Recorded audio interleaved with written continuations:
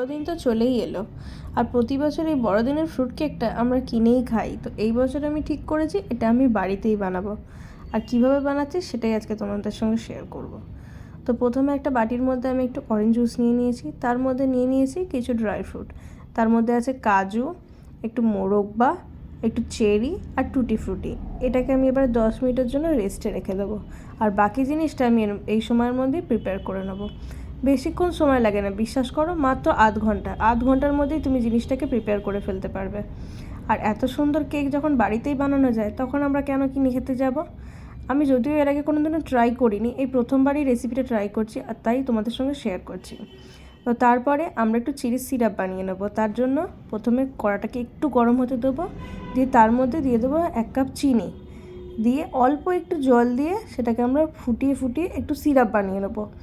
দেখবে একটু লাল হয়ে গেলেই নামিয়ে নেবে, নাহলে খুব বেশি লাল করতে গেলে ওটা হয়তো পুড়েও যেতে পারে। খুব বেশি লাল করার দরকার নেই, মোটামুটি যখন লাল হবে দেখবে আর এরকম ফুটে আসবে, একটু শক্ত শক্ত হয়ে যাবে, তখনই নামিয়ে নেবে। তারপর একটা বাটির মধ্যে আমরা নিয়ে নিয়েছি 1 কাপ দুধ, আর তার মধ্যে দিয়ে দিচ্ছি পরিমাণ মতন বাটার। বাটার তো দিতেই হবে, অনেকে তেল দেয়, তোমাদের এটা অপশনাল, তোমাদের যেটা মনে হয় সেটাই দিতে পারো। আমি এখানে বাটারটা ইউজ করেছি। আর এখানে দিয়ে দিলাম অল্প পরিমাণ 2 থেকে 4 ফোঁটা মতন ভ্যানিলা এসেন্স দিলেই হবে। ভ্যানিলা এসেন্সটা যদি ঠিকঠাক হয় তাহলে দেখবে ওতেই সেন্ট চলে আসে। তার মধ্যে আমি ওই যে চিনির সিরাপটা করে রেখেছিলাম সেটা দিয়ে ভালোভাবে মিক্স করে নিতে হবে। যতটা পারবে ভালোভাবে মিক্স করবে, তাহলে দেখবে জিনিসটাও ভালো হবে। তারপর 1 কাপ ময়দা দিয়ে দিলাম এর মধ্যে। এটা দিয়ে আমি জিনিসটাকে ভালোভাবে মিক্স করে নিচ্ছি।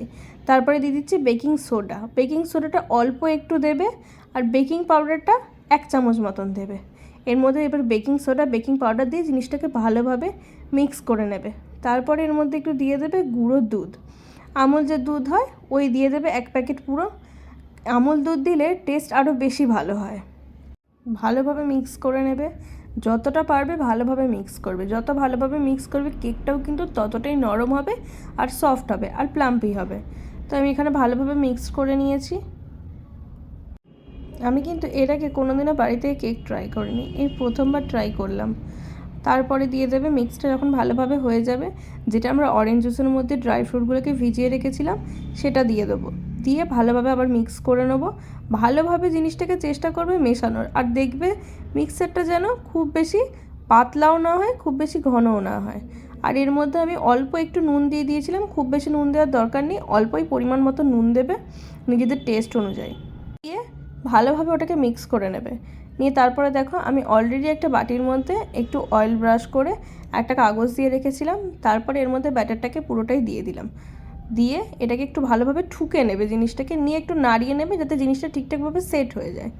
আমি ওপরে কিছু টপিংস রেখেছিলাম, সেটা দিয়ে আমি ডেকোরেট করেছি। কিন্তু হ্যাঁ, এখানে আমি একটা ভুল করে ফেলেছি, যেহেতু আমি প্রথমবার ট্রাই করেছি, তোমরা এটা চেষ্টা করবে না করার। প্রথমে যখন কেকটা বসিয়ে দেবে, দিয়ে তারপরে 10 থেকে 15 মিনিট পরে উপরে টপিংসগুলো দেবে।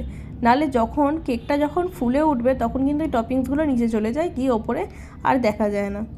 দেখো আমি সাজিয়ে নিয়েছি, নিয়ে তারপরে একটা কড়া বসিয়ে দিয়েছি, দিয়ে তার মধ্যে স্ট্যান্ডটা দিয়ে দিয়েছি। দেখো কড়ার মধ্যে একটু ধোঁয়াও উঠছিল। দিয়ে তারপরে আমি কেকটা ভালোভাবে বসিয়ে দিয়ে চাপা দিয়ে রেখে দিয়েছি। এখানে আমি মোটামুটি 35 মিনিট পরে একবার চেক করেছি, দেখো কেকটা কত সুন্দরভাবে ফুলে উঠেছে। তারপর এখানে একটা কাঠির মাধ্যমে আমি চেক করে নিচ্ছিলাম, দেখছিলাম যে না, কাঠির গায়ে আর লাগছিল না। দেখো এখানে আমাদের কেকটা কিন্তু পুরো রেডি হয়ে গেছে। আর আমি যে টপিংসগুলো দিয়ে সাজিয়েছিলাম ওপরে, সেগুলো দেখো কিন্তু আর দেখা যাচ্ছে না। তাই জন্য 10 থেকে 15 মিনিট পরে তারপর ওইগুলো দেবে, নাহলে কিন্তু এই রকম আমার মতন হবে, নিচে চলে যাবে আর ওপরে দেখাই যাবে না। তো কেক তো আমাদের রেডি হয়েই গেছে, তো আমি এবার কেকটাকে বের করে নেব, নিয়ে তারপরে তোমাদের সঙ্গে আবার দেখাচ্ছি কী হয়। দেখো কেকটা কিন্তু আমার মা ভালোভাবে কেটে নিচ্ছিল, কারণ আমি ক্যামেরা যেহেতু ধরেছিলাম, আর তাই জন্য আমার মাই এটাকে কেটে ভালোভাবে বের করে নিয়েছে। দেখো কেকটা কত সুন্দর হয়েছে দেখতে। এবার কেকটাকে কেটে আমি তোমাদেরকে দেখাবো যে কতটা সুন্দর লাগছে দেখতে, আর কতটা ভালো, কতটা সফট হয়েছে কেকটা। সত্যিই কিন্তু খুব সুন্দর খেতে হয়েছিল। তোমরা কিন্তু বাড়িতে চাইলে একবার অবশ্যই ট্রাই করে দেখতে পারো। এমন কিছু ব্যাপার নয়, বেশি কোনো জিনিসও লাগে না, খুব কম সময়ের মধ্যে ঘরে সুন্দর কেক তৈরি হয়ে যায়। এবারে দেখো কতটা সফট হয়েছে আর কতটা প্লাম্পি হয়েছে কেকটা, কত ভালো লাগছে, দেখতেও সুন্দর হয়েছে, খেতেও ভালো হয়েছিল।